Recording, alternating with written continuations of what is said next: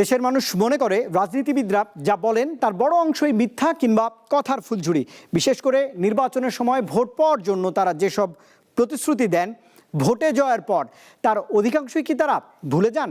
2026-এর 12 ফেব্রুয়ারির দেশ গড়ার জাতীয় সংসদ নির্বাচনে প্রার্থীরা কি ভোটের মাঠে তেমনই প্রতিশ্রুতি দিচ্ছেন? সেজন্য ত্রয়োদশ জাতীয় সংসদ নির্বাচনে পূরণ হবে কি ভোটারের চাওয়া পাওয়া?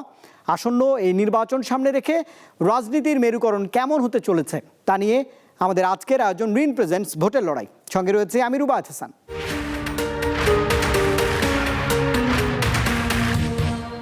দর্শক, রিন প্রেজেন্টস ভোটার লড়াইয়ে আজ স্টুডিওতে আমি দুজন অতিথিকে আমন্ত্রণ জানিয়েছি, আর ভার্চুয়ালি আমার সঙ্গে দুজন অতিথি রয়েছেন। শুরুতে অতিথিদের পরিচয় করাতে চাই। আমার সঙ্গে সর্বডানে রয়েছেন আরিফুল ইসলাম, ঢাকা 18 আসনের এনসিপি মনোনীত সংসদ সদস্য প্রার্থী। আরিফ ভাই, আপনাকে স্বাগত জানাচ্ছি। একই সঙ্গে আমার সঙ্গে রয়েছেন ডাক্তার খালিদুজ্জামান, ঢাকা 17 জামাত ইসলামী বাংলাদেশ মনোনীত সংসদ সদস্য প্রার্থী। স্টুডিওতে দুজনকেই স্বাগত জানাচ্ছি। আমার সঙ্গে রয়েছেন বগুড়া 7 আসনের বিএনপি মনোনীত প্রার্থী মোর্শেদ মিল্টন, আপনাকেও আমন্ত্রণ জানাচ্ছি ভোটের লড়াইয়ের এই আয়োজনে। একই সঙ্গে আমার সঙ্গে ফেনী 1 আসন থেকে রয়েছেন বিএনপি মনোনীত সংসদ সদস্য প্রার্থী রফিকুল আলম মজনু। আপনাকেও স্বাগত জানাচ্ছি ভোটের লড়াই। শুরুতে আরিফুল ইসলাম, ঢাকা 18, আপনার কাছে একটু জানতে চাই যে আপনাদের দলের বয়স 10 মাস, আমি যদি ভুল না করি 11 মাসে পা দিতে যাচ্ছে। তারুণ্য, জুলাই গণঅভ্যুত্থান, জনসম্পৃক্ততা, দলীয় একটা ঐতিহ্য কিংবা অভিজ্ঞতা, নানা সমীকরণে আপনি যে আসন থেকে আসলে ভোট করতে চাইছেন সেই আসনের ভোটাররা কোন দৃষ্টিভঙ্গিতে আপনাকে এগিয়ে রাখবে, অর্থাৎ এনসিপিকে এগিয়ে রাখবে, একটু যদি খণ্ডন করতেন। ধন্যবাদ আপনাকে এবং একই সাথে যারা দেখছেন সবাইকে ধন্যবাদ জানাই। প্রথমত বিষয়টি হচ্ছে, এবছর যে নির্বাচনটি হচ্ছে এটি শুধুমাত্র একটি জাতীয় নির্বাচন নয়, বরঞ্চ এর পাশাপাশি এবার একটি গণভোট হবে। যে গণভোটটি হবে, যে 1400 মানুষ শহীদ হয়েছে জুলাই আগস্ট গণ অভ্যুত্থানে নতুন বাংলাদেশের আকাঙ্ক্ষায়, বাংলাদেশে গত 54 বছর ধরে যে রাষ্ট্র ব্যবস্থা চলে আসছে এবং গত 17 বছর ধরে যে ফ্যাসিবাদী ব্যবস্থা ছিল, সেই ব্যবস্থায় দেখা গেছে যে বাংলাদেশ রাষ্ট্র আকারে দাঁড় হয়নি, বরঞ্চ এখানকার রাষ্ট্র কাঠামোগতভাবে এখানকার স্বৈরাচার তৈরির একটা বীজ রয়ে গেছে কাঠামোর মধ্যে। একই সাথে এখানে নাগরিক মর্যাদা নানাভাবে ভুলুণ্ঠিত হয়েছে এবং নাগরিকদেরকে নানা বর্গে ভাগ করে, বিশেষ করে যারা ক্ষমতায় থাকে শুধুমাত্র তাদের কিছুটা নাগরিক অধিকার ছিল, এর বাহিরে বলা চলে যে নানা বর্গে বিরোধী দলের তো কোনো নাগরিক অধিকারই ছিল না। ফলশ্রুতিতে আগামীর যে নির্বাচন, সে নির্বাচনে বাংলাদেশের মানুষের সামনে খুব স্পষ্টভাবে অবস্থান নিতে হবে। সেটি হচ্ছে যে জুলাই আগস্ট গণ অভ্যুত্থানে সংগঠিত গণহত্যা এবং একই সাথে গত 17 বছরে যে 3000-এর অধিক গুম খুন হয়েছে, শাপলা গণহত্যা হয়েছে, বিডিআর বিদ্রোহের নামে যে গণহত্যা হয়েছে, সে গণহত্যার বিচার কারা ত্বরান্বিত করবে, এটি একটি প্রশ্ন। দ্বিতীয় প্রশ্ন হচ্ছে যে মৌলিক সংস্কারের ভিত্তিতে জুলাই সনদ চূড়ান্ত হয়েছে, সেটি গণভোটে হ্যার মাধ্যমে এটির একটি সুরক্ষা এবং এটি বাস্তবায়ন করতে হবে। ফলশ্রুতিতে এনসিপি তার প্রতিষ্ঠা লগ্নের পর থেকেই জুলাই সনদ বাস্তবায়নের বিষয়ে স্ট্রংলি অবস্থান নিয়েছে এবং মনে করে বাংলাদেশের যে মৌলিক দুটি জায়গায় পরিবর্তনের দরকার, একটি হচ্ছে এখানকার শাসনতান্ত্রিক কাঠামো পরিবর্তন এবং একই সাথে রাজনৈতিক সংস্কৃতির পরিবর্তন। আমরা এই নির্বাচনের মাধ্যমে যদি মৌলিক সংস্কারের মাধ্যমে কাঠামোর একটা আমূল পরিবর্তন আনতে পারি, দ্বিতীয় যে স্তরটি রয়েছে সেটি হচ্ছে এখানকার রাজনৈতিক সংস্কৃতির পরিবর্তন। সেই সংস্কৃতির পরিবর্তন শুধু এনসিপির না, এখানকার অন্যান্য যে রাজনৈতিক দলগুলো আছে, সেটি বিএনপি, জামাত, ইসলামী আন্দোলন, গণসংহতি, সকল দলেরই কিন্তু এই রাজনৈতিক সংস্কৃতি পরিবর্তন চেষ্টা করতে হবে। ফলশ্রুতিতে আগামী নির্বাচনে যারা সংসদ সদস্য নির্বাচিত হবেন, আমাদের দেশে কিছুটা ভুল ধারণা আছে যে সংসদ সদস্যরা শুধুমাত্র এলাকার উন্নয়ন কিংবা এলাকার মানুষের তারা প্রতিনিধিত্ব করেন। শুধুমাত্র সেটি নয়, বরঞ্চ সংসদ সদস্যরা বাংলাদেশের জনগণের, নাগরিকদের নিরাপত্তার ইস্যু সহ প্রত্যেকটা ইস্যুতে আইন প্রণয়নে কিন্তু গুরুত্বপূর্ণ ভূমিকা রাখেন। গত ঐক্যমত কমিশনে এনসিপির পক্ষ থেকে আমার প্রতিনিধি হিসাবে আমার কাজ করার সুযোগ হয়েছে। ফলশ্রুতিতে যে মৌলিক পরিবর্তনের সামনে বাংলাদেশ দাঁড়িয়ে, সেখানে অন্যান্য প্রতিদ্বন্দ্বীর তুলনায় আমার পক্ষে ভূমিকা রাখা আমি মনে করি সুযোগ হবে। সেটা যদি আমার যারা প্রতিনিধি তারা আরও বেশি বিবেচনা করে, সেটা সামনে আমার ভূমিকা রাখার জন্য সুযোগ আছে। রাজনীতির মাঠের প্রশ্নে আসবো, যেহেতু আপনারা এখন বড় একটি রাজনৈতিক দল, যারা পুরনো রাজনৈতিক দল বাংলাদেশ জামাত ইসলামী, তাদের সঙ্গে জোটবদ্ধভাবে নির্বাচনে যাচ্ছেন এবং আপনারা জোটে রয়েছেন, এতে করে আপনাদের জনপ্রিয়তা সমর্থন কমবে কিংবা এই ভোটে প্রভাবিত হবার কোনো শঙ্কা আপনি দেখছেন কিনা? আপনারা তো গণ অভ্যুত্থানের শক্তি। এখন পর্যন্ত আমরা জোট ঘোষণার পর থেকে বিশেষ করে বাংলাদেশের রাজনীতির তথাকথিত জোট বলতে যে রাজনীতি বোঝায়, এবার আরপিও সংশোধনের মাধ্যমে এটি আসলে সেই অর্থে জোট নয়, বরঞ্চ এটি একটি রাজনৈতিক কৌশলের জায়গায় রাজনৈতিক আসন সমঝোতা। সেই আসন সমঝোতার জায়গার থেকে আমরা মনে করি এটি হওয়ার পর থেকে বাংলাদেশের স্বাধীনতা, সার্বভৌমত্ব এবং আধিপত্যবাদ বিরোধী যে জনশক্তি আছে, বাংলাদেশের ইসলাম প্রিয় দেশপ্রেমিক যে জনগণ আছে, তারা বিপুল আকাঙ্ক্ষার সাথে এটিকে স্বাগত জানিয়েছেন এবং একই সাথে মনে করছেন যে এই জোট বাংলাদেশে দুর্নীতিমুক্ত একটি নতুন রাষ্ট্র গঠনে, নাগরিকের মর্যাদা, সামাজিক সুবিচার প্রতিষ্ঠায় এই জোট যদি সরকার গঠন করে, সেটি জনগণ আরও বেশি সুফল ভোগ করবে। কিন্তু জনমানুষের যেই আকাঙ্ক্ষা নিয়ে আপনারা রাজপথে ছিলেন, জনগণকে সাথে নিয়ে ছাত্র জনতার গণঅভ্যুত্থান বলছি, সেখানেও খানিকটা এই জোটে যাওয়ার ফলে এক ধরনের ভাঙন চিট দেখা যাচ্ছে। সেই প্রশ্নের উত্তর আপনি দেবেন হয়তো পরবর্তীতে আবারও প্রশ্ন করলে, নিশ্চয়ই আমি প্রত্যাশা করব সেই প্রশ্নের উত্তর আপনি খণ্ডন করবেন। একটু ডাক্তার খালিদুজ্জামান আপনার কাছে আসতে চাই। প্রতিদ্বন্দ্বী দলগুলোর মধ্যে নির্বাচনী এক ধরনের আমেজ কিন্তু বইতে শুরু করেছে, ভোটের আর এক মাসের কিছু সময় বাড়তি রয়েছে। আপনি যে আসন থেকে লড়াই করছেন, আমি যখন একটু দেখছিলাম তথ্য, আপনার প্রতিদ্বন্দ্বী বিএনপির বর্তমানের ভারপ্রাপ্ত চেয়ারপারসন তারেক রহমান, এটি আপনাকে ভোটে কতটা বলবো যে প্রতিদ্বন্দ্বিতার ইঙ্গিত দিচ্ছে? এটি তো এই আসনে অন্তত সারা বাংলাদেশের মানুষের চোখ থাকবে আপনার আসনে। ধন্যবাদ আপনাকে এবং আরিফ ভাই সহ অন্য যারা মিডিয়ার মাধ্যমে দেখছেন সকলকে আমি শুরুতেই সালাম জানাচ্ছি। আসসালামু আলাইকুম রহমতুল্লাহ। আপনি কোশ্চেন করেছেন যে আমার প্রতিদ্বন্দ্বী উনি একজন দলের চেয়ারপারসন, আমি সেটাতে কেমন ফিল করছি আর কি। আমি যেদিন নমিনেশন পেপার জমা দিয়েছি ওদিনও আমাকে কোশ্চেনটা করেছিল, আমি বলেছি যে আমি বিন্দুমাত্র 1% এটাতে বিচলিত না। তার কারণ হলো বর্তমান জেনারেশন যে বিপ্লবটা হয়েছে, এই বিপ্লবটা কিন্তু হয়েছে পরিবর্তনের জন্য।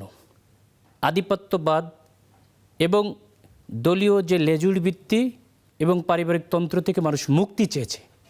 শুধু শেখ হাসিনার ফ্যামিলিতে 50 জন এমপি ছিল, এটা থেকে মানুষ মুক্তি চেয়েছে।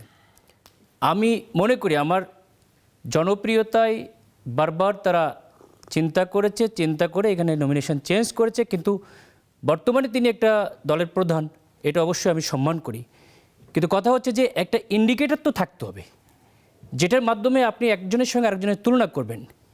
আমি পার্সোনালি ফিল করি যে আমার যে রাষ্ট্রের অবদান আছে সেটার 50% আমার যিনি প্রতিদ্বন্দ্বী উনি চেয়ারপারসন হতে, কিন্তু ওনার নাই। সুতরাং আমি বিপুল ভোটে এখানে বিজয়ী হব। তিনি জনগণের কাছে যেতে পারবেন না, শুধু আমরা কাছে যেতে পারি। জনগণের মনের কোঠায় আমি এখানে চলে গিয়েছি। তেনার যে কোনো দিক থেকে আপনি ইন্ডিকেটর নিয়ে আসেন, শিক্ষাগত বলেন, পেশাগত বলেন, যে কোনো দিক থেকে আপনি একটা মানুষকে যদি ইন্ডিকেটর হিসেবে ভাবেন, যেমন মামদানি আমরা চিন্তা করেছেন নিউ ইয়র্কে হয়েছে, তিনি নির্বাচিত হয়েছেন, এই আসনে এরকম চমক জাতি দেখতে পাবে ইনশাল্লাহ। আমি পার্সোনালি ফিল করি আমার প্রতিদ্বন্দ্বী আমার দিক থেকে কোনো দিক দিয়ে 50%-এর বেশি তার অবদান নাই। আমি অবশ্যই বিজয়ী হব ইনশাল্লাহ। নিশ্চয়ই, কিন্তু এই হাই ভোল্টেজ যে ম্যাচটি অনুষ্ঠিত হবে আপনার এবং তারেক রহমানের মধ্যে, আমি ম্যাচই বলছি, উত্তেজনাকর এক পরিস্থিতি হবে। এই আসনে ভোট হবে, দেশের মানুষের, আমি যেমনটা বলছিলাম যে চোখ থাকবে। আপনার অনুভূতিও আমি জানলাম, আপনি অনেক কনফিডেন্ট শো করছেন। কিন্তু যখন আপনি জনগণের কাছে যাচ্ছেন, এই আসনের ভোটারদের কাছে যাচ্ছেন, তাদের কাছ থেকে কেমন সাড়া পাচ্ছেন বা বার্তা কি পাচ্ছেন বা তাদেরকে কি প্রতিশ্রুতি দিচ্ছেন? কিন্তু রাজনীতিবিদরা অধিকাংশ সময় যে প্রতিশ্রুতি দেন সেটার বরখেলাপ করেন। আমি পার্সোনালি ডিফারেন্ট। এখন বর্তমান জেনারেশন উইদিন 5 মিনিটসের মধ্যে একটা মানুষ সম্পর্কে তার জীবন বৃত্তান্ত বের করে ফেলতে পারে। সুতরাং তারা দেখবে যে আমার জীবন বৃত্তান্ত, আমি কথায় না কাজে বিশ্বাসী।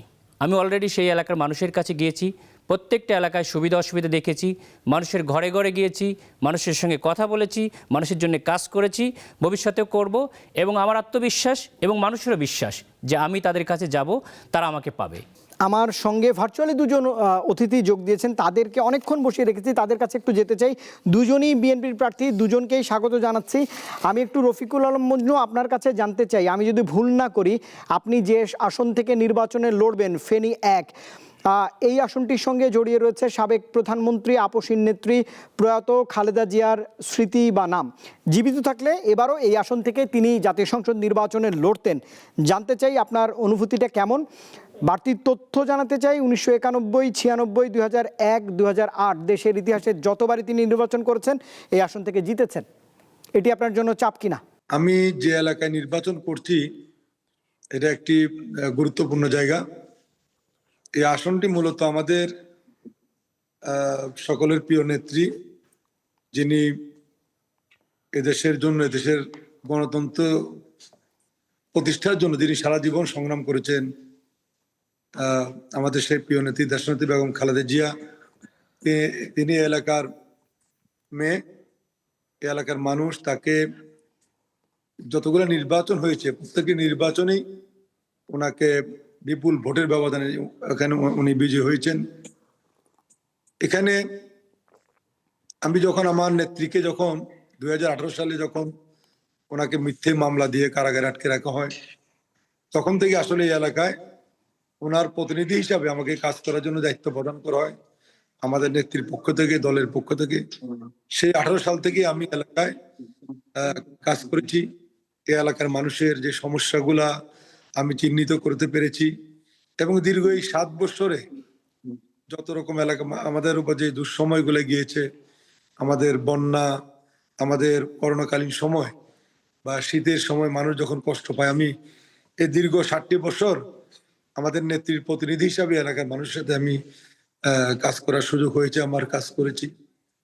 আমরা আশা করি এই এলাকার মানুষ অতীতে যেভাবে বিএনপিকে ধানের শীষে ভোট দিয়ে আমাদের নেত্রীকে বিজয়ী করেছেন, ইনশাল্লাহ যেহেতু মানুষের সাথে আমার একটি দীর্ঘ 7 বছরের একটি সম্পর্ক এবং এই এলাকার মানুষ মনে করে যে ধানের শীষ আমাদের নেত্রীর প্রতীক, ধানের শীষ আমাদের দলের প্রতীক। এই এলাকার মানুষ সবসময় ধানের শীষে ভোট দিয়েছেন এবং ওনার প্রতিনিধি হিসাবে দীর্ঘ এই সময় মানুষের পাশে থেকে আমি কাজ করার সুযোগ পেয়েছি, কাজ করেছি এবং প্রত্যেকটি মানুষের ঘরে ঘরে যাওয়ার সুযোগ আমার হয়েছে। মানুষ আমার সম্পর্কে জেনেছে, আমিও মানুষ সম্পর্কে জেনেছি, মানুষের সমস্যাগুলো আমি চিহ্নিত করতে পেরেছি। আমি বিশ্বাস করি, আশা করি ইনশাল্লাহ আগামী নির্বাচনও মানুষ দেশনেত্রী বেগম খালেদা জিয়ার প্রতিনিধি হিসাবে ওনার যে প্রতীক ধানের শীষে ভোট দিয়ে ইনশাল্লাহ আমাকে নির্বাচিত করবেন। নিশ্চয়ই। কিন্তু রফিকুল, আমি যেই শেষ অংশে যে প্রশ্নটা করেছিলাম যে আপনার কোনো চাপ অনুভব করছেন কিনা, প্রতিদ্বন্দ্বী যারা রয়েছেন তারাও তো তাদের প্রচারণার ক্ষেত্রে এই আসনটিতে যাতে তাদের সমর্থন ধরে রাখতে পারে সেটি নিয়ে প্রচারণা চালাচ্ছেন, আপনার কোনো চাপ রয়েছে কিনা?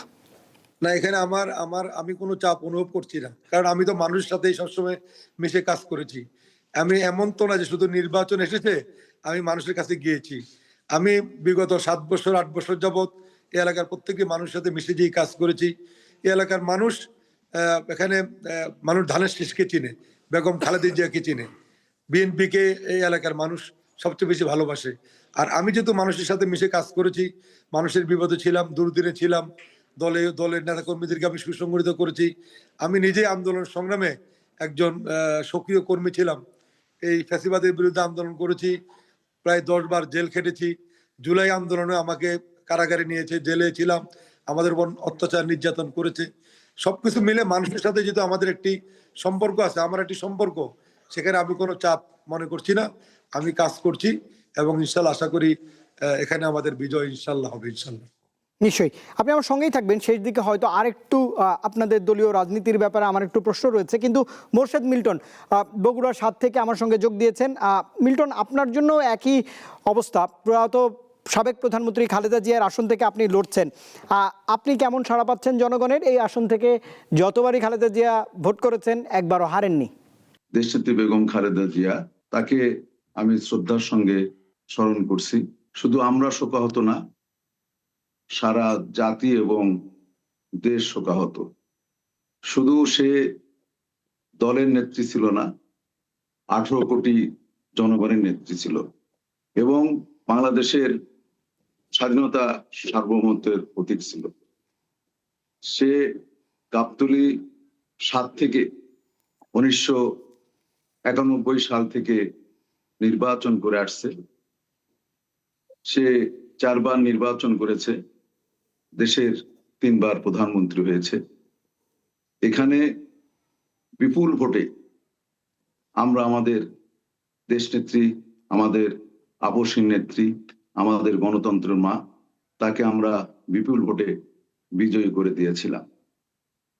সে 3 বার প্রধানমন্ত্রী, এই বগুড়া 7 থেকে একবার বিরোধী দলীয় নেত্রী। 2018 সালে তাকে মিথ্যে মামলা দিয়ে তাকে কারাদণ্ড দিয়েছিল। সেই সময় আমাকে দল থেকে ভারপ্রাপ্ত চেয়ারম্যান আমাদের অভিভাবক তারেক রহমান আমাকে মনোনয়ন দিয়েছিল। তো সরকারের ষড়যন্ত্রের কারণে আমি উপজেলার চেয়ারম্যান ছিলাম। আমি গততে তিনবার পৌরসভা চেয়ারম্যান ছিলাম।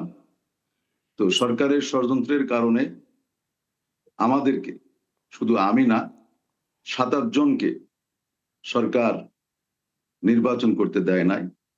তারা হাইকোর্টে রিট করে তারা আমাদের নির্বাচনটাকে তারা স্থগিত করে দিয়েছিল। তো আমি 1991 সাল থেকে আমি দেশনেত্রী বেগম খালেদা জিয়া, আমি ছাত্র দলের 1986 সাল থেকে ছাত্র দলের প্রেসিডেন্ট ছিলাম। 1991 সালে আমার সৌভাগ্য হয়েছিল আমি আমাদের দেশনেত্রী বেগম খালেদা জিয়ার নির্বাচনী পরিচালনায় একজন কর্মী ছিলাম। সেই কর্মী থেকে আমি 4 বার আমাদের দেশনেত্রী বেগম খালেদা জিয়ার আমি নির্বাচনী পরিচালনা করার আমি কর্মী থেকে কাজ করেছি। এখানে আমরা আমাদের দেশনেত্রী বেগম খালেদা জিয়াকে আমরা বিপুল ভোটে আমরা জয়ী করে দিয়েছি। কারণ আমাদের, বিশেষ করে আমি যেহেতু 22 বছর লোকাল গভর্নমেন্টে ছিলাম, স্থানীয় সরকারে, তৃণমূলের সঙ্গে আমার একটি হৃদ্যতা আছে, আমার একটি রিলেশন আছে। এই রিলেশনের মাধ্যমে আমরা জনগণের কাছে, জনগণের তার প্রান্তে আমরা পৌঁছে গিয়েছি। আমরা এখানে কোনো চাপ মনে করছি না, কারণ এই বগুড়া আমাদের শহীদ প্রেসিডেন্ট জিয়াউর রহমানের ঘাঁটি, আমাদের দেশনেত্রী বেগম খালেদা জিয়ার ঘাঁটি, আমাদের ভারপ্রাপ্ত চেয়ারম্যান তারেক ভাইয়ের ঘাঁটি। আমাদের ভারপ্রাপ্ত চেয়ারম্যান তারেক ভাই 25শে ডিসেম্বর স্বদেশ প্রত্যাবর্তনে যেদিন সে এসেছে, সেই দিনই মানুষের, এদেশের মানুষের তার প্রতি যে শ্রদ্ধা, তার প্রতি যে ভালোবাসা অনেক অংশে বেড়েছে। অর্থাৎ বোঝা এবং যাচ্ছে সে যে এই দেশের জন্য যে স্পিচ দিয়েছে, যে বক্তব্য দিয়েছে, যে উই হ্যাভ প্ল্যান, সে একটা পরিকল্পনা করেছে। নিশ্চয়ই যে নিশ্চয়ই বোঝাই যাচ্ছে মোর্শেদ মিল্টন, আপনাদের প্রস্তুতি রয়েছে। নতুন রিন, যার প্রোসিএস টেকনোলজি গভীর থেকে পরিষ্কার করে আর ধরে রাখে কাপড়ের নতুনের মতো উজ্জ্বলতা। নতুন রিন অ্যাডভান্সড পাউডার, নতুনের মতো উজ্জ্বল। Doctor SM. খালিদুজ্জামান, আপনার কাছে জানতে চাই, যারা ভোট পরিচালনা করবেন, অর্থাৎ আমি প্রশাসনের কথা বলছি, নির্বাচন কমিশন বলছে এবারের নির্বাচন স্মরণকারের, স্বচ্ছ, সুষ্ঠু, গ্রহণযোগ্য নির্বাচন হবে। মাননীয় প্রধান উপদেষ্টাও একই কথা বলেছেন, বারবার বলেছেন। বেশ কয়েকবার তিনি বক্তৃতাতে জাতির উদ্দেশ্যে ভাষণেও বলেছেন যে মনে রাখার মতো একটা নির্বাচন হবে। আপনি কেমন দেখছেন, যখন ভোটের লড়াই নেমেছেন, প্রশাসনের ফ্যাসিজমের যে প্রভাব ছিল সেটি মুক্ত হতে পেরেছেন কিনা, প্রশাসন নিয়ে আপনি খুশি কিনা? ধন্যবাদ আপনাকে। আমরা জুলাই বিপ্লবের পরে একটি ঐতিহাসিক নির্বাচন চেয়েছি। আমাদের জাতি হিসেবে আসলে আমরা খুবই দুর্ভাগা যে এই জাতির জন্মলগ্ন থেকেই, সেই 73-এর ইলেকশন থেকে শুরু করে জাতি এখনও কোনো সুষ্ঠু নির্বাচন পুরোপুরি পায় নাই। এই জেনারেশনের অ্যান্ড্রয়েড যুগে এসে জাতি আশা করেছে যে একটি ঐতিহাসিক নির্বাচন করবে এবং ফ্যাসিস্ট সরকারের ভিতরে প্রশাসন, নির্বাচন কমিশন একটি মাথা উঁচু করে, বলা যায় সরকারের মাধ্যমেই ফ্যাসিস্ট সরকার তৈরি হয়েছে, প্রশাসনিক মাধ্যমেই। সেটাকে 5ই আগস্টের পরে আমরা মনে করেছিলাম বিদায় হয়ে গেছে, একটা পর্যায় পর্যন্ত ছিল। কিন্তু 25শে ডিসেম্বরের পর থেকে যে ভোটের যে লড়াই, যে ময়দান আমরা যেটা দেখছি, টোটালি ভিন্ন একটা চিত্র আমরা দেখছি। এই চিত্র যদি চলতে থাকে তাহলে আমি মনে করি আগামীতে নির্বাচন সঠিক টাইমে হবে না। কারণ অত্যন্ত দুঃখ ভারাক্রান্ত ভাবে বলতে হচ্ছে, এদেশের গৌরব, সেনাপ্রধানের যোগ্য কৌশল নেতৃত্বে 5ই আগস্টে এদেশের মানুষ রক্তের হোলি খেলা থেকে মুক্তি পেয়েছিল। আমরা খুব দুঃখ ভারাক্রান্তভাবে দেখলাম যে 25শে ডিসেম্বরে যেভাবে এদেশের প্রধানমন্ত্রী প্রধান উপদেষ্টা যেভাবে প্রোটোকল পায় না, সেভাবে একটি দলীয় প্রধানকে তারা রিসিভ করছে। এইটা কোনো মানে লেভেল প্লেইং ফিল্ড হয় না। Why this is? তারপরে পুলিশ প্রশাসন কোথায়? গুলশানে চলে গেছে, এনএসআই প্রধান চলে যাচ্ছে। যেটা এই সরকার যদি সত্যিকারের কোনো লিয়াজও করে থাকে, তাহলে 18 কোটি মানুষের আবেগের সঙ্গে বেইমানি করছে। নির্বাচন কমিশনার প্রধান হাদি ভাই এই জুলাই বিপ্লবে যাদের ত্যাগের বিনিময়ে তিনি এই নির্বাচন কমিশনার হয়েছেন, তিনি বলেন এটা একটা তুচ্ছ ঘটনা হতেই পারে। We are astonished. সে কি বলছে ওই চেয়ার থেকে? সেই আগের সেই নির্বাচন কমিশনারের মতোই হয়ে গেছে। কিন্তু তারা ভুলে যাচ্ছে যারা নির্বাচন 15 বছর আগেও করেছে তাদেরকেই জুতার মালা পরতে হয়েছে। বেনজিরের মতো লোক, বিপ্লবের মতো লোক প্রশাসন থেকে পালিয়ে যেতে বাধ্য হয়েছে, এই দেশ থেকে বিতাড়িত হয়েছে। তাহলে কি মাত্র 16 মাসের ব্যবধানে এসব সবকিছু ভুলে গেল? আর আরেকটি প্রশ্ন আছে, আপনাদের শীর্ষ নেতৃত্ব, জামাতের শীর্ষ নেতৃত্ব 267 দিন এই সরকারের সঙ্গে বিভিন্ন বিষয়ে ঐক্যমত্য কমিশনে আলোচনা করেছেন, বিভিন্ন বিষয়। মানে আমি বলছি ভোটের আর 1 মাস বাকি রয়েছে, এই সময় যদি আপনি এই গুরুতর অভিযোগগুলো তোলেন, লেভেল প্লেইং ফিল্ডের কথা বলছেন আপনি, যে এখন পর্যন্ত আপনি মাঠের প্রার্থী, সেখানে দেখছেন এক ধরনের অসামঞ্জস্যতা রয়েছে, তাহলে তো এটি খুবই অবশ্যই। আমরা যেহেতু একটা গুরুত্বপূর্ণ আসনে আছি, আমরা এটা অবজার্ভ করছি, আমাদের দলীয় নেতৃবৃন্দ অবজার্ভ করছে। বাট আমরা খেলে আসছি, আমরা প্রিমিয়ার লিগে খেলা লোক। এখন যারা খেলছেন তারা সেকেন্ড থার্ড সারির। আমরা অবজার্ভ করছি, আমরা যাদের প্রিমিয়ার লিগে যারা ছিল তারা অন্য দেশে পালিয়ে আছে। আমরা তাদেরকে যেহেতু পার্সি পাড়াইতে, এগুলো যে আমরা পারবো না তা বলছি না। আমরা একটা সৌহার্দ্যের রাজনীতি চাই, সম্প্রীতির রাজনীতি চাই, হিংসা ভেদাভেদের রাজনীতি চাই না। সেজন্য উই আর ওয়েটিং। আমরা সরকারকে বলেছি, নির্বাচন কমিশনকে বলেছি, তারা যদি এটা প্রতিরোধ করতে না পারে, এরকম নির্লজ্জের মতো একদিকে ঝুঁকে পড়ে, তাহলে এ দেশের সাধারণ জনতা, উই দ্য পিপুল, আবার তাদেরকে যেভাবে বিতাড়িত করা হয়েছে সেভাবে তারা বিতাড়িত হবে, অপমানিত হবে, লজ্জিত হবে এই প্রশাসন, এই সরকার। নিশ্চয়ই এস এম খালেদুজ্জামান, এই তথ্যগুলোর খণ্ড নিশ্চয়ই বিএনপির 2 জন অতিথি রয়েছে, তারাও করবার চেষ্টা করবেন। আমি একটু আরিফুল ইসলাম আপনার কাছে যেতে চাই, যে আমি আপনার কাছে একটু জানার আগ্রহ হচ্ছে, আপনারা যখন নতুন দল হিসেবে একটি বড় রাজনৈতিক দলের জোটে গেলেন, আপনি বলছেন যে আপনাদের জনপ্রিয়তা কিংবা সমর্থনে তেমন প্রভাব পড়ছে না, কিন্তু আপনাদের দলের মধ্যেও আমরা কিছুটা বিভেদ দেখলাম। সেই চ্যালেঞ্জগুলো মোকাবেলা আপনারা করতে পেরেছেন কিনা? মানে কয়েকদিন আগেই তো এমন ঘটনাগুলো ঘটেছে, সেটি বলবেন। আর প্রশাসনের তৎপরতা কেমন দেখছেন? ভোট তো একদমই দোরগোড়ায়। প্রথমত বিষয় হচ্ছে যে আপনি যে বিষয়টি বলেছেন, এখানের প্রশাসনিক অবস্থাটা আমি আগে একটু বলে যেতে চাই। মাত্র তো মনোনয়ন যাচাই বাছাই প্রক্রিয়া হয়েছে, সেখানে আপনারা দেখেছেন যে ঋণ খেলাপির দায়ে 81 জনের মনোনয়ন বাতিল হয়েছে, কিন্তু তার মধ্যে 31 জনের মনোনয়ন কিন্তু টিকেছে, এবং তার মধ্যে 15 জনই বিএনপির, 11 জন স্বতন্ত্র। 11 জন স্বতন্ত্রের মধ্যে খুঁজলেও হয়তো আরও 6-7 জন বিএনপি পাওয়া যাবে। কারণ এবার নির্বাচনে বিএনপি শুধু ধানের শীষের ইলেকশন করতেছে না, বিদ্রোহী বিএনপি, স্বতন্ত্র বিএনপি, নানা ফরম্যাটে বিএনপি আরও ইলেকশন করতেছে। এটি গেল একটি বিষয়। দ্বিতীয়ত হচ্ছে দ্বৈত নাগরিকত্বের দায়ে সিলেটে আমাদের প্রার্থী এতেশামুল হক ভাইয়ের প্রার্থিতা স্থগিত করেছে, কিন্তু একই সাথে সেখানে কিন্তু এম এ মালেক ভাইয়ের তার মনোনয়ন কিন্তু বৈধ ঘোষণা করছে। কুমিল্লায় হাসনাত আবদুল্লাহ তার প্রতিদ্বন্দ্বী যে মঞ্জুরুল বিএনপির, তিনি ঋণ খেলাপির কথা উল্লেখই করেন না, সেখানে তাকে করা হয়েছে। সর্বশেষ সম্ভবত জেলাটি আমার এক্সাক্ট মনে নেই, কুষ্টিয়া বা ঝিনাইদহ হবে, যে বিএনপির মনোনীত প্রার্থী বিভাগীয় কমিশনারের রুমে হচ্ছে স্বতন্ত্র এক প্রার্থীকে ঘাট ধাক্কা দিয়ে বের করে দিচ্ছেন। মানিকগঞ্জে। হ্যাঁ, তাহলে এই যে মানে প্রশাসনের রুমের মধ্যে হচ্ছে একজনকে ধাক্কা দিয়ে বের করে দেওয়া, যেটা নির্বাচন এখনো বহু পরে রয়েছে, এটা দ্বারা প্রমাণিত হয় যে বিএনপির এবার নির্বাচনে তারা মনে করতেছে তারা সরকার গঠন করে ফেলছে, শুধুমাত্র শপথ গ্রহণ তাদের বাকি। প্রশাসনকে তারা যেভাবে বলবে সেভাবে করতে প্রস্তুত।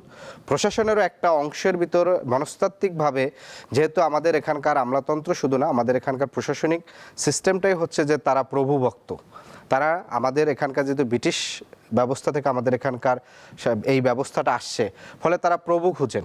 তো ফলশ্রুতিতে নতুন প্রভুর দ্বারে সেজদা দেওয়ার জন্য আগেই লাইন পড়ে গেছে। তো এটা একটা নতুন করে কিন্তু সমস্যা তৈরি করতেছে। মানে প্রশাসন নিজের থেকেই উদ্গ্রীব যে আপনি দেখেছেন যে বিভাগীয় কমিশনার এবং পুলিশ হাততালি দিয়ে ফেলছেন। তাহলে উনি কিন্তু ভুলে যাচ্ছেন যে উনি আসলে দায়িত্ব পালন করতেছেন নাকি যে এটা একটা অন্যতম চ্যালেঞ্জ প্রশাসনে খেলে যাওয়া।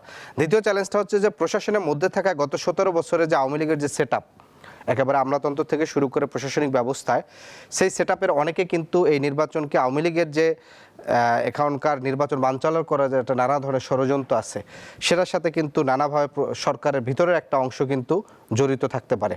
ফলে সরকার চাইলেও উপর থেকে ডক্টর ইউনূস কিংবা অন্য উপদেষ্টারা চাইলেও মাঠ পর্যায়ে যারা এক্সিকিউট করবেন তাদের ভিতর থেকে অনেকে যদি সাবোটেজ করে, তাহলে এটা কিন্তু নির্বাচনটা সুষ্ঠুভাবে উঠানো কিন্তু একটা ধ্রুব ব্যাপার হবে। কিন্তু মাননীয় প্রধান উপদেষ্টা কিন্তু শুরুর দিনই বলেছেন আদিব যে তার নিয়োগকর্তা আপনি। না, তার নিয়োগকর্তা আমি, এটা তিনি হচ্ছে প্রতীকী অর্থে বলেছেন প্রতীকী নিয়োগ করতে। কারণ আমাদের বৈষম্যবিরোধী ছাত্র আন্দোলনে তখন যে লিয়াজু কমিটি ছিল, লিয়াজু কমিটি শুধুমাত্র এই উপদেষ্টা প্যানেলের যে ক্ষেত্রে যেটি হচ্ছে সমন্বয় করেছে বিএনপির তখনকার ভারপ্রাপ্ত চেয়ারম্যান, তারপর জামাতের আমির ডক্টর শফিকুর রহমান, এমনকি যেদিন শপথ হবে তার আগের দিনও ভোর 4টা বাজেও মির্জা ফখরুল ইসলাম আলমগীরের বাসায় বসে উপদেষ্টা প্যানেলের নাম ঠিক করা হয়েছে। তারা যার বিষয়ে আপত্তি দিচ্ছেন একজন উপদেষ্টা আসতে পারেন না। এখন সেই নামগুলো আমরা ওইভাবে প্রকাশ্যে বলতে চাই না, কারণ তাদের সাথে তারা বিএনপির একটা দূরত্ব তৈরি হবে। তো ফলশ্রুতিতে নিয়োগকর্তা বলেন কিংবা হচ্ছে জায়গাটা বলেন, এটা কিন্তু সামগ্রিকভাবেই একটা সমন্বয় করেই হয়েছে। আর্মির চিফেরও চয়েস ছিল কিংবা ডক্টর ইউনূস তার নিজের চয়েস ছিল। ফলে এটা একটা সামগ্রিক চয়েসের মাধ্যমে কিন্তু এই সরকারটা গঠিত হয়েছে। তিনি প্রতীকী অর্থে এই অর্থে বলছেন, কারণ এর পূর্বেও রাজনৈতিক দল আমরা দেখেছি যে 64 দল মিলে কিন্তু এক দফা ঘোষণা করেছিল, বলছিল যে এই 2024 সালে নির্বাচন হতে দেওয়া হবে না। তফসিলের পর তফসিলকে প্রত্যাখ্যান করে মিছিল হয়েছিল, কিন্তু তখন কিন্তু এই ফ্যাসিবাদকে সরাতে পারেনি। ফলশ্রুতিতে এখানে তরুণদের ছাত্রদের নেতৃত্বে বৈষম্যবিরোধী ছাত্র আন্দোলনের নেতৃত্বে কিন্তু সকল দল, সকল পেশাজীবী এবং সকল শক্তি ছাত্র শ্রমিকরা সম্মিলিতভাবে আন্দোলনটা সফল করেছে। সেই জায়গা থেকে প্রতীকী অর্থে তিনি বলছেন। আমি চ্যালেঞ্জের জায়গায় আরেকটা বিষয় গুরুত্বপূর্ণ করে বলতে চাই, সেটি হচ্ছে যে যেই জায়গাগুলো খুব প্রতিদ্বন্দ্বিতাপূর্ণ, ধরেন নেক টু নেক লড়াই হবে, সেই জায়গাগুলোতে কিন্তু প্রার্থীরা নানা ধরনের প্রস্তুতি নিয়ে থাকবেন। ফলে সেই প্রস্তুতি প্রশাসন কিভাবে ট্যাকেল করবেন এটা একটা বিষয়। এখানে একটু উদাহরণ দিয়ে বলতে হয়, হয়তো খালিদ ভাইয়েরও একটু অস্বস্তি লাগবে। সেটা হচ্ছে পাবনার বিষয়টা কিন্তু একটা জ্বলন্ত উদাহরণ। পাবনা আমরা দেখেছি যে ধরেন জামাতের প্রার্থীর প্রোগ্রামে বিএনপি হামলা করেছে, সেখানে বিএনপিরও আগ্নেয়াস্ত্র ছিল, একই সাথে কিন্তু জামাতের সমর্থক একজন তার কাছেও কিন্তু আগ্নেয়াস্ত্রটা ছিল। তো ফলশ্রুতি তার মানে কি জামাত আগে থেকে প্রস্তুতি নিয়েছে, বিএনপিও প্রস্তুতি নিচ্ছে। ফলে এই যে প্রতিদ্বন্দ্বিতাপূর্ণ জায়গাগুলোতে যে ধরেন একটা মহড়া দেওয়া, একটা হচ্ছে উত্তেজনাকর পরিস্থিতি তৈরি করা, এটা একটা গুরুত্বপূর্ণ। আরেকটা বিষয় হচ্ছে বিএনপি তার জোটসঙ্গী যাদেরকে ছেড়েছে, প্রত্যেকটা জায়গায় বিএনপির স্বতন্ত্র বিএনপি আছে এবং অনেক জায়গায় বিএনপির নিজস্ব ধানের শীষের বিরুদ্ধে বিদ্রোহী ধানের শীষ আছে। তারাও কিন্তু প্রচণ্ড শক্তি প্রদর্শন করার চেষ্টা করবেন কেন্দ্র দখল করার, কারণ তারা মনে করেন যে কোনো রকম যদি সে একবার এমপি হইতে পারে, এমপি হওয়ার পরেই তাদের চেয়ারপারসনকে গিয়ে যদি কদমবুসি করে তাহলে তার ওই পদত্যাগপত্র তার উড্ড করে ফেলবে, যেটা আমরা পূর্বে দেখেছিলাম। ধরেন শামীম ওসমানকে আইবিকে সম্ভবত কোনো একটা এরকম মনোনয়ন দেয় না, কুমিল্লার বাহার কিংবা যারা। তো ফলশ্রুতিতে এই জায়গাগুলো কিন্তু একটা তৃতীয় পর্যায়ের চ্যালেঞ্জের জায়গা রয়েছে। আপনি আরেকটি বিষয় এখানে উল্লেখ করেছেন যে দলের পদত্যাগের ক্ষেত্রে এনসিপি যেদিন আত্মপ্রকাশ করছে সেদিন আমাদের সেন্ট্রাল কমিটির প্রায় 217 জন নিয়ে আমাদের কেন্দ্রীয় কমিটি আত্মপ্রকাশ করে। তখন আমাদের পরবর্তীতে আমাদের যে অঙ্গ সহযোগী সংগঠনগুলোর দায়িত্ব এবং একই সাথে মহানগরের দায়িত্বের জন্য অনেক কেন্দ্রীয় নেতৃবৃন্দকে একই সাথে দ্বৈত দায়িত্ব দেওয়া প্রদান করা হয়। এরপরে কেন্দ্রীয় কমিটি প্রায় 200 উপরে সদস্য ছিলেন। আমাদের যে সিদ্ধান্ত গ্রহণ প্রক্রিয়া, সেখানে এনসিপির সর্বোচ্চ যে লেয়ার রাজনৈতিক পরিষদ যেটাকে আমরা বলি, সেটি এখন পর্যন্ত 10 সদস্যের আছেন। সেই 10 সদস্যের প্রায় 2/3 অধিক সদস্যদের মতামত, নির্বাহী কমিটির যে সংখ্যা আছে 55 থেকে 56 সদস্যের, সেটার ওপেন মিটিংয়ে রেজুলেশন করা প্রায় উপস্থিত সংখ্যার প্রায় আপনি বলতে পারেন প্রায় 80% প্লাস সদস্যের মতামত, এবং কেন্দ্রীয় কমিটিরও এক ধরনের মতামতের ভিত্তিতেই এই সিদ্ধান্ত গ্রহণ করা হয়েছে। একটি মিডিয়া তথ্য আসছে যে 30 জন সদস্য জনাব নাহিদ ইসলামকে আহ্বান জানিয়েছেন যেন জোট বিষয় যেন পুনর্বিবেচনা করে। আবার একই সাথে কিন্তু 116 বা 17 এরকম একটা সংখ্যা কিন্তু নাহিদ ইসলামকে বলেছেন যে এই সিদ্ধান্ত গ্রহণ করার যে কোনো সিদ্ধান্তের প্রতি তারা সংহতি জানাবেন। তো ফলশ্রুতিতে এটি কিন্তু একটা গণতান্ত্রিক প্রক্রিয়া, আপনি হয়তো সংখ্যা কম বেশি বলতে পারেন। তো আমার কাছে যেটি বিষয় হচ্ছে যারা পদত্যাগ করেছেন তাদের ব্যক্তিগত চিন্তাকে আমি শ্রদ্ধা করি, তাদের প্রতি আমাদের কোনো ক্ষোভ কিংবা হচ্ছে আক্ষেপ নেই। আমরা মনে করি তাদের পদত্যাগপত্র এখনো আমরা অফিসিয়ালি গ্রহণ করে নেই আমাদের দলের আহ্বায়ক সদস্য সচিব। তাদের অনেকেই হয়তো সাময়িক তাৎক্ষণিক প্রতিক্রিয়া এটি সিদ্ধান্ত নিয়েছেন, কারণ গণ অভ্যুত্থান পরবর্তীতে আমরা দেখেছি অনেকেই এই রাজনীতিতে নতুন করে আসছেন যারা আগে কখনোই তাদের এই রাজনৈতিক অভিজ্ঞতাটা ছিল না, অ্যাক্টিভিজমের অভিজ্ঞতা অনেকেরই ছিল। তো ফলশ্রুতিতে সেই জায়গা থেকে তারা অনেকেই হয়তো পুনর্বিবেচনা করবেন, আমরা সেই আশা প্রত্যাশা করি। নিশ্চয়ই আপনার এই উত্তরটি গ্রহণযোগ্য বা আমি পেয়েছি। রফিকুল মঞ্জু, আপনার কাছে একটু রাজনৈতিক কিছু প্রশ্ন ছুটতে চাই, আপনি যদি আমাকে শুনতে পারেন। সেটি হচ্ছে যে আমার সঙ্গে এই যে নির্বাচন, এই নির্বাচনে 51টি রাজনৈতিক দলের প্রার্থীরা আসলে প্রতিদ্বন্দ্বিতা করবেন। জামাত ইসলামী থেকে আমার সঙ্গে আজ অতিথি রয়েছেন এনসিপি থেকে। আপনারা তো বড় রাজনৈতিক দল, লেভেল প্লেয়িং ফিল্ড নেই। জামাত ইসলামীর যিনি মনোনীত সংসদ সদস্য প্রার্থী রয়েছে তিনি বলছেন, আপনার ওখানে আপনি কি দেখছেন? প্রশাসন কি একটি বড় রাজনৈতিক দলের দিকে ঝুঁকে গেছে? মানে আমি বলছি বিএনপির দিকে ঝুঁকে গেছে? দেখেন, ধন্যবাদ। নির্বাচনী কার্যক্রম কিন্তু এখনো কিন্তু শুরু হয়নি, কিন্তু সবেমাত্র যে আমরা মনোনয়নপত্র জমা দিয়েছি সেখানে যারা বৈধ হয়েছেন, এখনো কিন্তু আমরা প্রতীকও পাই নাই। এখনো যে নির্বাচনের যে প্রচারণা কিন্তু আনুষ্ঠানিক, আমরা নির্বাচন শুরু হওয়ার আগে থেকে যদি আমরা নির্বাচন হবে না বা নির্বাচন আগের মতো হবে বা কেন্দ্র দখল হবে, এগুলো যে আগের থেকে আমরা বলি তাহলে এটা ঠিক না, আমাদের এগুলো বলা ঠিক না। কারণ আমরা আশা করি যে অতীতে যে নির্বাচন আমরা দেখেছিলাম 16 বছর, এর জন্য তো এদেশের ছাত্র সমাজ বা সাধারণ মানুষরা, শ্রমিকরা সবাই সংগ্রাম করেছে, এদের বিরুদ্ধে রক্ত দিয়েছে। আমরা অবশ্যই আশা করি যে আগামী দিনে একটা সুষ্ঠু নির্বাচন হবে। আর আজকে যে নির্বাচন কমিশন এবং যে অন্তর্বর্তীকালীন সরকার, ওনারা নির্বাচনের তারিখ ঘোষণা করেছেন, ওনারা আমাদেরকে প্রতিশ্রুতি দিয়েছেন যে একটি নিরপেক্ষ সুষ্ঠু নির্বাচন হবে। আমরা যারা বিভিন্ন রাজনৈতিক দলের আমরা নেতৃত্ব আছি, আমাদের উচিত আমাদেরকে সহযোগিতা করা। আগে থেকে যদি আমরা নেগেটিভ বক্তব্য দেই বা নেগেটিভ কথা বলি, তাহলে এটা কিন্তু নির্বাচনের জন্য কিন্তু একটা বিরূপ প্রতিক্রিয়া মানুষের মনে জন্ম হবে। হ্যাঁ, এখানে কমিশনার ঘোষণা দিয়েছেন, অন্তর্বর্তীকালীন সরকারের প্রধান ঘোষণা দিয়েছেন যে কোনো মূল্যে একটি সুষ্ঠু নির্বাচন হবে। আমরা সেটা বিশ্বাস করে যাতে নির্বাচন হয় সকলকে সেই করছি। আর এখানে যে নির্বাচনী যে মাঠের কথা বলা হয়েছে, যে প্রশাসনের যে অবস্থা, আসলে এখন পর্যন্ত আমরা দেখছি যে তারা নিরপেক্ষভাবে কাজ করছেন। ওনারা যখন নিরপেক্ষভাবে কাজ করবেন না, সেটা আমরাও দেখবো, আপনারাও দেখবেন, এদেশের মানুষও দেখবে। এই যে ফ্যাসিবাদের দোসররা যে দিনের ভোট যে রাতে নিয়েছে, সেটা কি মানুষ দেখে নাই? অবশ্যই মানুষ দেখেছে এবং মানুষ বলেছে। যারা দিনের ভোটটা রাতের বেলা নিয়েছে, প্রথম মানুষ না বললেও একদিন পরে কিন্তু সবাই এটা বলছে। আমরা বিশ্বাস করি এবং আমরা সহযোগিতা করতে চাই, একটি সুষ্ঠু নির্বাচন হবে, প্রশাসন নিরপেক্ষভাবে দায়িত্ব পালন করবে, মানুষ যাকে ভোট দিবেন আগামী দিনে তার নেতৃত্বে আমরা একটি সুন্দর বাংলাদেশ এদেশের মানুষকে সকলে মিলে আমরা উপহার দিতে চাই। কারণ এই গণতন্ত্রের জন্য এই যে একটি সুন্দর নির্বাচন, একটি সুন্দর বাংলাদেশ, একটি ফ্যাসিবাদ মুক্ত বাংলাদেশ প্রতিষ্ঠার জন্য কতগুলো মানুষ, কতগুলো ছাত্র জনতা শহীদ হয়েছে এবং আমাদের দলেরও কর্মী শহীদ হয়েছে এবং আমরা নিজেরাই আমরা দেখি চাই নির্বাচন চাই। নির্বাচনের মাধ্যমে ভোটের প্রতি মানুষের যে অনীহা আছে, ভোটের প্রতি মানুষের যে একটা অনীহা সৃষ্টি হয়েছে, আমরা সেই অনীহাকে দূর করে যদি আগামী দিনে মানুষ ভোট দিতে আসে, তাদের পছন্দের মানুষকে তারা নির্বাচিত করতে পারে, তারা নিজেদের পছন্দ অনুসারে সমাজের ভালো মানুষদেরকে তারা নির্বাচিত করবে, দেশপ্রেমিকদেরকে, যাদেরকে নির্বাচিত করলে দেশের ভালো হবে, দেশের মঙ্গল হবে, জনগণ উপকৃত হবে, গণতন্ত্র সুপ্রতিষ্ঠিত হবে। নিশ্চয়ই এরকম মানুষ- নিশ্চয়ই রফিকুল আলম, অসংখ্য ধন্যবাদ। আপনি আমাকে আজকে ভোটের লড়াই সময় দিয়েছেন। ফেনী 1 আসনের যারা ভোটার রয়েছেন এবং আপনি প্রার্থী, আপনাদের সবার জন্য শুভকামনা রইল। অন্যদিন নিশ্চয়ই আপনার মতামত জানবার চেষ্টা করব। এবার একটু মোর্শেদ মিল্টন, আপনার কাছ থেকে একটু কমেন্টস আশা করছি।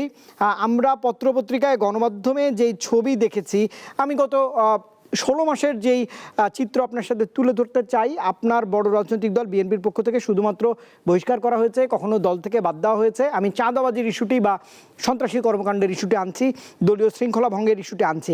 সামনে জাতীয় নির্বাচন বা এই যে ভোট, গণভোট রয়েছে, এই ভোটে এই ধরনের অপকর্ম অর্থাৎ চাঁদাবাজি কিংবা সন্ত্রাস, প্রশাসনের সামনে এই ধরনের ভূমিকাগুলোকে বিএনপি কিভাবে আসলে ট্যাকেল দেবে বা এগুলোকে এড়িয়ে চলবে? মানুষ তো এখন ভোট যেহেতু চাইছে, আপনাদেরকেও একভাবে মূল্যায়ন করে। বড় দল হিসেবে আপনার অনেক চ্যালেঞ্জ তো রয়েছে এই সব বিষয়ে, কি বলবেন? বিএনপি এটাকে জিরো টলারেন্স হিসেবে নেয়।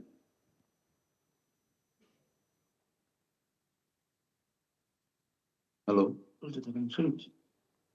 বিএনপি শুনতে পাচ্ছি, আপনি জিরো বলুন। টলারেন্স জি। হিসেবে নিয়েছে জি। যে এখানে কোনো ধরনের নির্বাচনে কোনো সহিংসতা, সন্ত্রাস কোনো কিছু হবে না। আর ওনারা যে কথাটি বলছে যে লেভেল প্লেন, অবশ্যই লেভেল প্লেন নির্বাচন হবে। বিগত ফ্যাসিবাদের যে নির্বাচন হয়েছে, সেই নির্বাচনে কিন্তু দিনের ভোট রাতে হয়েছে, কোনো মানুষ ভোট দিতে পারে নাই, ছাত্র সমাজ ভোট দিতে পারে নাই, যুব সমাজ ভোট দিতে পারে নাই। 17 বৎসরে আমাদের ভারপ্রাপ্ত চেয়ারম্যান, আমাদের শ্রদ্ধেয় তারেক রহমান, উনি যে আন্দোলনের ডাক দিয়েছিল, ভোটের অধিকার, মানুষের বাঁচার অধিকার, সেই অধিকার আদায় করতে যে এদেশের ছাত্র জনতা অনেক শহীদ হয়েছে, গুম হয়েছে, হত্যা হয়েছে, আয়না ঘরে গিয়েছে।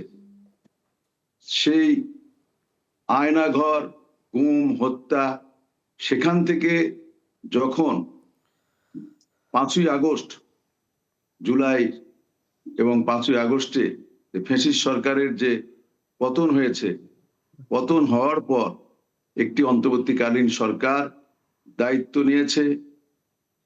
নির্বাচন কমিশনার নির্বাচনের তারিখ ঘোষণা দিয়েছে। সেই নির্বাচনে আমরা মনে করি যে লেভেল প্লেন ইনশাল্লাহ হবে। আর ওনারা যে আগাম কথা বলছে, তাহলে আমরা মনে করি যে তারা এই ষড়যন্ত্রগুলো, যারা আগে থেকে ষড়যন্ত্রের কথা বলছে, তারা এই ষড়যন্ত্রের সঙ্গে আমরা মনে করি যে জড়িত। এবং সর্বপ্রথম জামাত ইসলামে তারা তাদের বাংলাদেশে 300 আসনে তারা প্রার্থী ঘোষণা করেছে। প্রার্থী ঘোষণা কিন্তু বিএনপি পরে করেছে। তাহলে এখানে কিভাবে আপনি ভাবছেন যে এখানে লেভেল প্লেন হবে না? এখানে নির্বাচন কমিশন এবং অন্তর্বর্তীকালীন সরকার এই বাংলাদেশে বিগত 17 বৎসর যারা ভোট দিতে পারে নাই, 4.5 কোটি নতুন ভোটার, তারাও ইনশাল্লাহ আগামী 26 সালে 12ই ফেব্রুয়ারি যে নির্বাচন হবে, সেই নির্বাচনে ইনশাল্লাহ ভোট স্বতঃস্ফূর্তভাবে তারা ভোট প্রদান করবে, এটা আমি আশা করি। নতুন রিন, যার প্রো সিএস টেকনোলজি গভীর থেকে পরিষ্কার করে আর ধরে রাখে কাপড়ের নতুনের মতো উজ্জ্বলতা। নতুন রিন অ্যাডভান্সড পাউডার, নতুনের মতো উজ্জ্বল। আরিফুল, এই নির্বাচন যেটিতে মানুষ 1.5 দশক থেকে ভোট দিতে পারেননি, সেই গুরুত্বপূর্ণ নির্বাচনে শক্তি প্রদর্শনের আমি একটা বার্তা পাচ্ছি। আমি বিএনপির মতামত দিচ্ছিলাম, আপনাদের মতামত দিচ্ছিলাম, প্রাণহানিরও শঙ্কা করা হচ্ছে। এই যে নির্বাচন দোরগোড়ায়, এর মধ্যে প্রাণহানির সংখ্যা বা আইন শৃঙ্খলা দেশের পরিস্থিতি এখন যে অবস্থায় রয়েছে, সরকারের সামনে মোটা দাগে আসলে চ্যালেঞ্জ কি এই মুহূর্তে? চ্যালেঞ্জ অবশ্য আমি এর আগেও বলে ফেলেছিলাম ডিটেলস। প্রথমত হচ্ছে তার সরকারের ভিতর থেকে আওয়ামী লীগের যে নির্বাচন বানচাল করার একটা রাজনৈতিক কর্মসূচি ঘোষণা আছে, সেটার ফলে 17 বছরে যে আওয়ামী লীগের প্রশাসনিক সেটআপ, সেখানে যারা এই ধরনের সাবোটেজ করতে পারেন তাদেরকে নিয়ন্ত্রণ করা সরকারের প্রথম চ্যালেঞ্জ। দ্বিতীয় চ্যালেঞ্জ হচ্ছে যে প্রতিদ্বন্দ্বিতাপূর্ণ যে আসনগুলো আছে, সে আসনগুলোর প্রার্থীরা শক্তি প্রদর্শন করতে পারেন, ফলে সেখানকার প্রশাসন শক্ত হাতে দমন করবেন কিনা সেটির একটা বিষয়। তৃতীয়ত হচ্ছে আপনার এখানকার প্রশাসনিকভাবে পুরা রাষ্ট্রীয়ভাবে এমন একটি আয়োজন করা হচ্ছে যে বিএনপি সরকার গঠন করতেছে, ফলশ্রুতিতে প্রশাসনের যে একটা মনস্তাত্ত্বিকভাবে বিএনপির দিকে হেলে পড়া নিজের ভেতর থেকে, ফলে সেই প্রশাসনকে আপনি নিউট্রাল দায়িত্ব পালন করতে পারবেন কিনা, কি কি উদাহরণ সেটা কিন্তু আমি খুব স্পষ্ট করে আগের বক্তব্যে দিয়ে আসছি। বিশেষ করে আপনার এই যে মনোনয়ন বৈধতা করার ক্ষেত্রে আমরা দেখেছিলাম যে বেশ গরমিল, অন্যান্য দলের প্রতি যে আচরণ করা হয়েছে বিএনপির প্রতি সেক্ষেত্রে তুলনামূলক সফট ছিল প্রশাসন।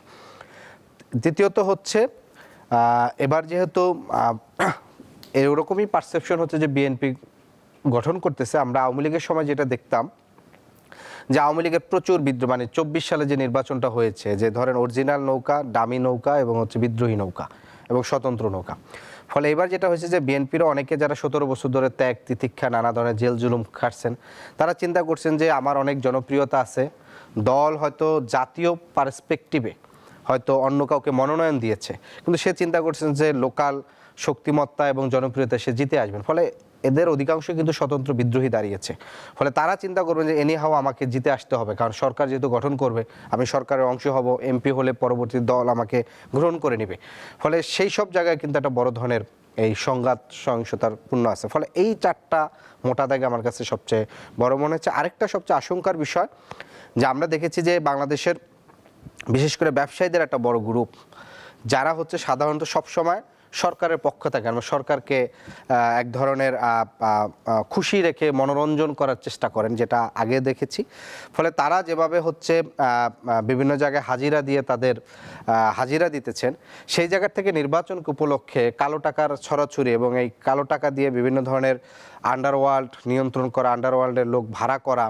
ঢাকায় বেশ কয়েকটা খুন হয়েছে, মিরপুরেও আপনি দেখেছেন যে যুব দলের সদস্য সচিব পল্লবী থানার তিনি খুন হয়েছেন। ফলে এই যে ঢাকার আন্ডারওয়ার্ল্ড নিয়ন্ত্রণে নেওয়ার যে একটা প্রচেষ্টা বিভিন্ন ধরনের চলছে, ফলে এই জায়গাটাও একটা কিন্তু আশঙ্কার জায়গা আছে। নিশ্চয়ই। ডক্টর এস এম খালিদুজ্জামান, বেশ কিছু প্রশ্ন আছে, একটু সময় নিয়ে যদি আপনি আমাকে উত্তর দেন। একজন প্রার্থী বড় রাজনৈতিক দল বিএনপির বললেন যে আপনাদের জন্য, জামাত ইসলামী বাংলাদেশের জন্য, আমিও সহজভাবে বুঝতে চাই, এই নির্বাচনটিতে অনেক চ্যালেঞ্জের এবং আপনারা ফুল ফ্লেজে এবার নির্বাচন করছেন 300 আসনেই এবং সম্ভাবনাময় যে দলগুলো আছে তাদের সঙ্গেও জোট করছেন। এটি কোনোভাবে চ্যালেঞ্জ কিনা? কিছু বিষয়ে মীমাংসা জরুরি ছিল, মহান মুক্তিযুদ্ধের বিষয়গুলো আমরা দেখলাম 16 মাসে আপনারাও এক ধরনের খণ্ডনের চেষ্টা করেছেন, যেই বিষয়গুলো আসলে মীমাংসিত ছিল না সেগুলোতেও অনেকটাই আপনারা চেষ্টা করেছেন প্রশ্নের উত্তর দেওয়ার, খোলাসা করবার সুযোগ চাইছেন আপনারাও।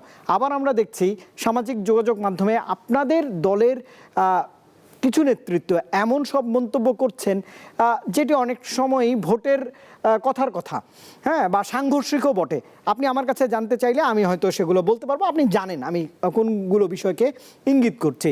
ধর্ম নিয়েও এক ধরনের রাজনীতির বার্তা এই 16 মাসে আমি অন্তত ফলো করেছি, আপনি জানতে চাইলে আমি উত্তর আপনাকে দিতে পারবো। এগুলো এখনও কি জামাতের জন্য চ্যালেঞ্জ কিনা, অমীমাংসিত বিষয়গুলো? আসলে এগুলো অমীমাংসিত বিষয় না, এগুলো মীমাংসিত বিষয় বলেই আমি মনে করি। আমরা অনেক কিছু শুনি, কিন্তু বাস্তবভাবে দেখতে হবে। আপনি দেখেছেন জুলাই যে বিপ্লবটা হয়েছে, সেখানে কি বলে ছাত্ররা স্লোগান দিয়েছে, এবং কয়েকদিন আগে বাংলা বাজার পত্রিকায় একটা কথা আমরা দেখলাম যে দল এখন প্রশাসন যেদিকে নুয়ে পড়ছে, তারা লিখেছে তাদের সম্পদ দুইটা, ইন্ডিয়ার বন্ধুত্ব আর মুক্তিযুদ্ধ, এবং গতকালকে আমরা সেটা দেখলাম। কিন্তু মুক্তিযুদ্ধকে এবং 24-এর যুদ্ধকে দুটাকেই জামাত সমানভাবে ওন করে। আমি পার্সোনালি, আপনি যদি আমার এলাকায় খোঁজ নিন, আমার এলাকায় আমার বাবার ভূমিকা মুক্তিযুদ্ধে আপনি খোঁজ নিতে পারেন। সুতরাং মুক্তিযুদ্ধে বাংলাদেশে যে 3টা দল আছে, বড় বড় মুক্তিযোদ্ধারা সবই এখন বাংলাদেশ জামায়াত ইসলামীর সঙ্গে কাজ করছে। 71 সালের জামায়াত ইসলামী বর্তমানে জামায়াত ইসলামী এক নাই পুরা। সুতরাং আপনাকে কোন পার্সপেক্টিভে কি বলেছিল সেটা আপনার চিন্তা করতে হবে। আর দেশের স্বাধীনতা, সার্বভৌমত্ব এবং আধিপত্যবাদের বিরুদ্ধে কারা কাজ করছে সেটা আপনাকে দেখবে। গতকালকেও আপনি দেখছেন আমাদের শ্রদ্ধেয় বীর মুক্তিযোদ্ধা কর্নেল অলি আহমেদ, তিনি খুব স্পষ্টভাবে বলেছেন যে বাংলাদেশে জামায়াত ইসলামীর মধ্যে বর্তমানে সবচেয়ে বেশি পরিশুদ্ধ এবং দেশপ্রেমে উনি দেখছেন বা দেশের পক্ষে তিনি কাজ করছেন। 24-এর যে লড়াইটা ছিল, অন্য দল তো বলেই দিয়েছে যে এই 24-এর জুলাই যোদ্ধার সঙ্গে আমরা নাই, এবং গুম খুম এবং যত রিপোর্ট এসেছে যারা চলেও গিয়েছে তারাও খুব স্পষ্টভাবে বলেছে যে জামায়াত এবং শিবির এটার নেতৃত্ব দিয়েছে। সুতরাং এই দেশকে আধিপত্যবাদ ফ্যাসিস্ট মুক্ত আমরাই করেছি, এবং যে দল আমাদের এটার বিপক্ষে বারবার টেনে নিয়ে আসছে তারা যতবার ক্ষমতায় এসেছে আমাদের সহায়তা ছাড়া একটা বার ক্ষমতায় আসতে পারে নাই। এটা খুব স্পষ্টভাবে আমি বলতে পারি। আর ধর্ম নিয়ে ব্যবসা কাকে বলে? যেমন আমি দাড়ি রাখছি, এই দাড়ি রাখা তো আমার ইউজুয়াল, আমার একটা সুন্নত, কিন্তু অনেকে ধরেন বিদেশে পালাই গেছে ফ্যাসিস্ট আমলের, এখন দেখবেন যে নতুন করে দাড়ি রাখছে, বা ফ্যাসিস্ট আমলেও এখন দেখবেন যে অনেকে লিডার সামনে আসছে দাড়ি নাই, কিন্তু আগে এরকম লম্বা দাড়ি ছিল। বা যখন নির্বাচন আসছে তখন তসবি নিয়ে নেমে যাচ্ছে, শেখ হাসিনাও তসবি নিয়ে নামছিল। আবার এখন অনেকে দেখবেন যে বসে ছবি তুলে ফেসলে, এটিকেই বলে ধর্ম ব্যবসা। আমরা তো ধর্মকে নিয়ে ব্যবসা করছি না, আমরা ইউজুয়াল ধার্মিকভাবে জীবনযাপন করার চেষ্টা, ধার্মিকভাবে জীবনযাপন করা আর ধর্ম নিয়ে ব্যবসা করা, এটা তো আপনার এই লেভেলে বোঝানোর কোনো দরকার না আমার মনে হয়, ভেরি ক্লিয়ার। আমরা তো ওপেনলিই বলছি, হ্যাঁ রাসূল সাল্লাল্লাহু আলাইহি ওয়াসাল্লামের সুন্নত এবং সাহাদের জীবন আমরা অনুসারী, আমরা সেভাবে। সুতরাং এটা আমাদের ব্যবসা না, এটাই আমাদের জীবনযাপন, এটাই আমাদের স্বাভাবিকতা। যারা নতুন করে ভুল ধরবে ধর্মের নামে, তারাই তো ধর্ম নিয়ে ব্যবসা করছে, এবং তারা সব সময় এটা নিয়ে বলতে থাকবে। এবং মুক্তিযুদ্ধ নিয়েও তারা ব্যবসা করে। আমি জীবনে মুক্তিযুদ্ধের পরিচয় দিয়ে সরকারি কোনো প্রিভিলেজ নিই নাই। আমি আমার বাপ এই দেশকে দিয়ে গেছে, 2400 আমিও দিয়ে যাচ্ছি। কিন্তু যারা ব্যবসায়িক, আপনাকে একটা গিফট করলাম আর প্রতি পদে পদে আমি বললাম এই তোমার এই জামাটা গিফট করছে, is it looks good? Never. আপনি নিঃস্বার্থভাবে দেশের জন্য করবেন, এটাই মুক্তিযুদ্ধের প্রেরণা। রাজাকারের কথা বলেন, এদেশে তো জরিপ করে বের করেছে কোন দলে কত রাজাকার, তাহলে রাজাকারের দল তো তারাই। বাংলাদেশ জামায়াতে ইসলামীতে হার্ডলি ভেরি ফিউ, এবং বর্তমানে জীবিত যত বীর মুক্তিযোদ্ধা আছে 80% জামায়াতে ইসলামীর সঙ্গে সম্পৃক্ত। মীর মুদাচ্ছির আলী বলেন, আরও নাম না জানা আরও অনেকগুলো আছে, অন্তত আপনাকে 500-600 মুক্তিযোদ্ধা যারা জীবিত আছে, all are working with the Jamaat-e Islami. আমি তো ক্যান্টনমেন্ট এলাকার এখন প্রতিনিধি, আপনাকে অন্তত 500-1000 মুক্তিযোদ্ধা যাদেরকে আমি দিতে পারবো, দে আর ওয়ার্কিং উইথ মি, যারা ক্যান্টনমেন্টে আগে কাজ করেছে তারাও কাজ করে। তারা খুব ভেরি ক্লিয়ার, বর্তমানে বাংলাদেশের স্বাধীনতা সার্বভৌমত্বকে যদি রক্ষা করতে হয়, আধিপত্যবাদ থেকে যদি এদেশকে মুক্ত করতে হয়, জামায়াতে ইসলামী আগামীতে ক্ষমতা আসার কোনো বিকল্প নাই। অন্য সব দল তারা অন্য কোনো দেশের কাছে নিজের আইডিওলজিকে বিক্রি করে দিয়েছে। জামায়াতে ইসলামী কোনো সময়ের জন্যে তারা বিকায় নাই, 71-ও বিকায় নাই। 71-ও তারা স্বাধীনতা চেয়েছে, কিন্তু এদেশের যারা স্বাধীনতার যোদ্ধা তাদের মাধ্যমে চেয়েছে। কই এই জাতির সামনে তো প্রশ্ন আসে, স্বাধীনতার যুদ্ধে যখন স্বাক্ষর হয়েছে তখন আমার দেশের সর্বাধিনায়ক কোথায়? এটা তো ইয়ং জেনারেশনের কোশ্চেন, সেই কোশ্চেনের উত্তর তো কেউ দিতে পারে নাই।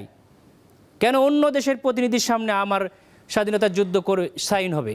দে আর হেল্পিং মি। আপনি আমার বাসায় একটা গিফট নিয়ে আসলেন, তার মানে আপনি আমার বাসার মালিক হয়ে গেলেন, দ্যাট লাইক দ্যাট।